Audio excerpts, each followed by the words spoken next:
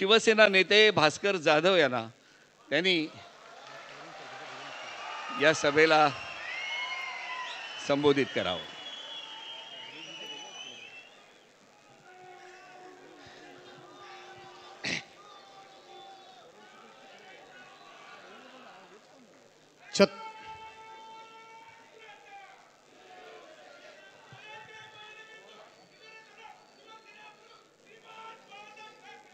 विजय असो। छत्रपती शिवराय, हिंदू हृदय सम्राट, शिवसेना प्रमुख माननीय बाळासाहेब ठाकरे, आपल्या घटनेचे शिल्पकार भारतरत्न डॉक्टर बाबासाहेब आंबेडकर, स्वर्गीय मासाहेब, आपल्या पक्षाचे पक्षप्रमुख आणि आपल्या राज्याचे माजी मुख्यमंत्री आदरणीय उद्धवसाहेब ठाकरे, आपल्या पक्षाचं उद्याचं भविष्य आणि भवितव्य युवा सेनेचे प्रमुख श्रीयुत आदित्यजी ठाकरे, व्यासपीठावर बसलेले शिवसेनेचे ज्येष्ठ नेते आदरणीय ॲडव्होकेट डाकेसाहेब, आदरणीय देसाई साहेब, व्यासपीठावर बसलेले शिवसेनेचे सर्वच नेते मंडळी, काही दिवसापूर्वी झालेल्या लोकसभेच्या निवडणुकीमध्ये जे आपले खासदार म्हणून विजयी झाले ते सर्व विजयवीर आणि काही आमचे सहकारी विजयी होऊ शकले नसतील, परंतु अनंत अडचणीचा सामना करून ज्यांनी निवडणूक लढली ते आमचे सगळे शूरवीर, सौभाग्यवती रश्मीवहिनी आणि मोठ्या संख्येनं उपस्थित असलेल्या बांधवांनो, भगिनींनो आणि सहकारी मित्रांनो, 106 हुतात्मे देऊन आपल्या पूर्वजांनी, आपल्या मराठी बांधवांनी या ठिकाणी मुंबईसह महाराष्ट्र स्थापन केला।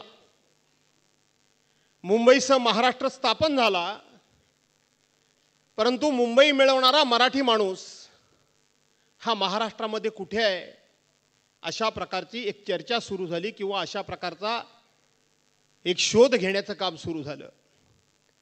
आणि त्यावेळेला या महाराष्ट्रातून एक डरकाळी उठली, डरकाळी फुटली आणि आजचाच तो दिवस 19 जून 1966, त्या दिवशी हिंदू हृदय सम्राट, शिवसेना प्रमुख माननीय बाळासाहेब ठाकरे यांनी या शिवसेनेला जन्म दिला। आज त्या शिवसेनेला 58 वर्ष पूर्ण झाली आहेत आणि त्या निमित्तानं आपण सगळे इथे एकत्रितपणे जमलेलो आहोत। बांधवांनो, भगिनींनो, आपणा सर्वांना आदरणीय उद्धव साहेबांचे विचार ऐकायचे आहेत, परंतु आजच्या दिवशी आपण सर्वांनी काही निर्धार केला पाहिजे, काही निश्चय केला पाहिजे। या ठिकाणाहून काहीतरी भूमिका आणि त्याचबरोबर काही संकल्प सोडून आणि तो सिद्धीस नेण्याचा इथं आपण सर्वांनी संकल्प करूनच इथून गेलं पाहिजे। नुकतीच लोकसभेची निवडणूक झाली। या लोकसभेच्या निवडणुकीमध्ये दिल्लीश्वरांना अशा पद्धतीनं सत्तेचा मद चढला होता, अशा पद्धतीनं सत्तेची गुर्मी आणि घमेंड आली होती। त्यांनी सांगितलं होतं की इस बार 400 पार, 400 पार, एक प्रकारे 400 पारचा नारा देऊन संपूर्ण देशामध्ये दहशत निर्माण करण्याचा प्रयत्न केला होता की 400 खासदार आमचे निवडून येणार आहेत आणि हे 400 खासदार निवडून येणार असल्यामुळं आमची सत्ता भविष्यात येणार आहे।